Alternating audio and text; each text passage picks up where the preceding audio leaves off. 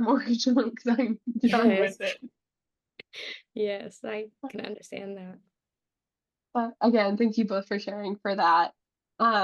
So I don't know if either of you have ever experienced the feeling of like not being good enough, especially in related to like your work or your schooling. Um, and just like you don't think that this is for you anymore. Um, you feel like other people are doing so much better than you, and just kind of feelings like that. Um, well, actually, I'll just open that up to a question. Have you guys ever felt like that? If you feel comfortable with sharing? Yes, I have felt like that. It kind of like comes in waves though. Like some days I'll be like, oh, like I'm not really good at this, or like everybody's watching me and thinking like, oh, she's doing that wrong, or like someone's gonna tell on me, or something like that. Like especially at work. And I don't know, it comes in waves, and then other days I'm like, no, I know what I'm doing. And it's just like a weird feeling because obviously not everybody is like noticing everything that you're doing. They're probably thinking about themselves, but it's just, I don't know, kind of like imposter syndrome. Beautiful segue.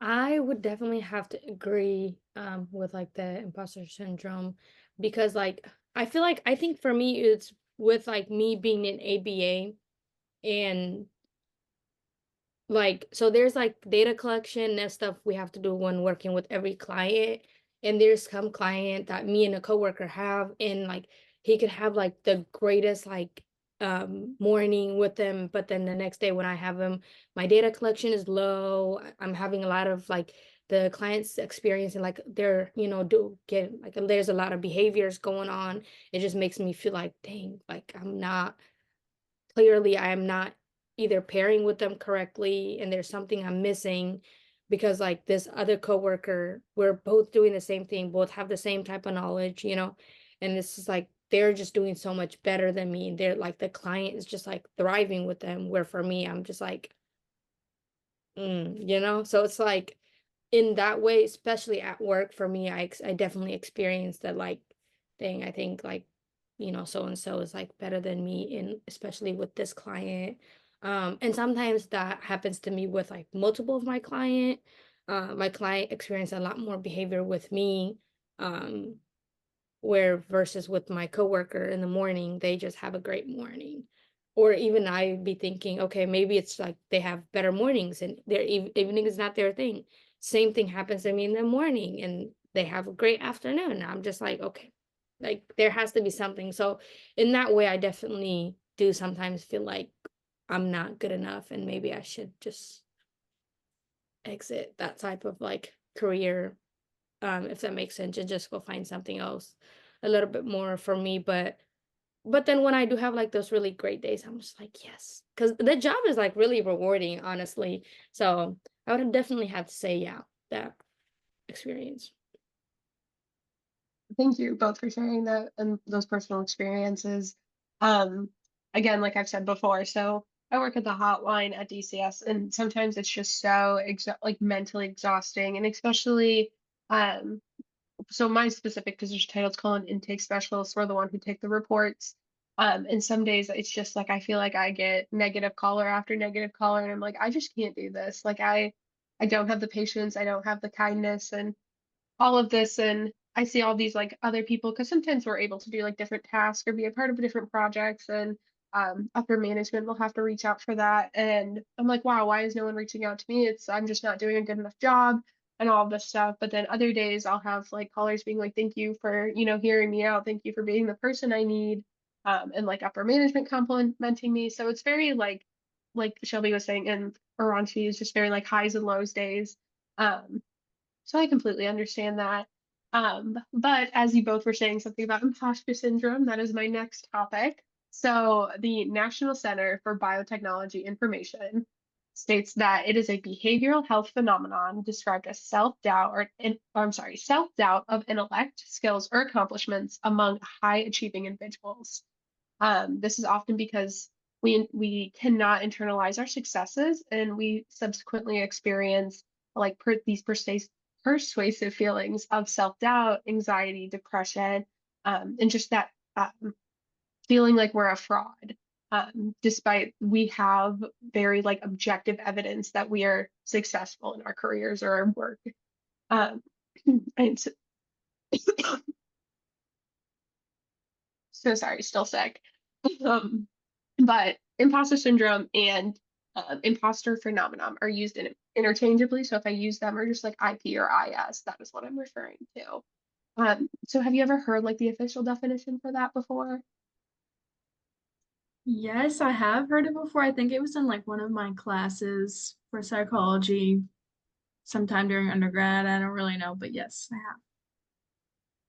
have. Um, I don't I don't believe I've heard like the official like definition of it. I mostly hear it when like people are using it or just in more of like I guess the nowadays type of term and how it is used now, and not necessarily like the official definition for it. So yeah. For sure. But I just want to, state again, kind of like with the definition that you are successful, even if it doesn't feel like it. And, there will be bad days, and we'll always overcome them. The sun will always shine again. That's what I always tell myself. But the American Psychological, I'm so sorry. Did someone say something? I don't think so. You're good. Okay, so sorry. But the American Psychological Association, they note several strategies for overcoming IS. And like the number one fact is just like knowing the facts of like you are successful, you have done so many accomplishments and achievements. Um, and whatever your goals may be, like we have to recognize this takes time. So obviously we're all in our MSW right now, and this takes time, even if it doesn't necessarily feel like it'll take a lot of time. It does take a lot of time and a lot of experience, and why we have to do all these assignments and internships and practicums and things of that nature. So just knowing the fact that it does take time, and just because it takes time does not mean you're not successful. Um, Another one is sharing your feelings, especially just like being able to be transparent about your feelings and like Aranchi, how you were saying how your coworker was like, "Hey, are you okay?" Or Shelby, when your coworker was saying that as well, like it's okay to be honest and talk about that if you feel comfortable enough sharing with them. I just personally, I've started therapy within the last year, and that has been so helpful because it's a third party, and just acknowledging that like my thoughts are irrational sometimes. And she very much frequently reminds me that I am doing okay in life. So um, I will always preach for therapy if that is an option for people or just having a safe person. Um, Again, related to that, kind of with knowing the facts, celebrate your successes. Um, I love to just get myself little like gifts to myself, like this was a really hard task. Um, I'm proud of myself for doing it, or just even getting like a Starbucks drink or whatever that I'm seeing. I'm like, I've actually worked really hard this week and I deserve it. Do you guys have any ways that you celebrate your successes? Um, yeah, I do something similar to you where I like go and get like a little sweet treat. I'm like, I did a good job today. Or like, even if it was a bad day, I'm like, you know what? I had a bad day, but I deserve something good because despite it being a bad day, I made it through.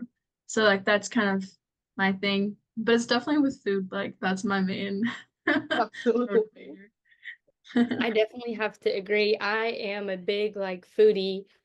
So I definitely will say like when it comes to like celebrating it with like celebrating the small wins, even like you guys said, like even if I'm having a bad day, I'm just like, well, technically I shouldn't be spending this money on this, but I deserve this drink or like the specific food I'm like craving.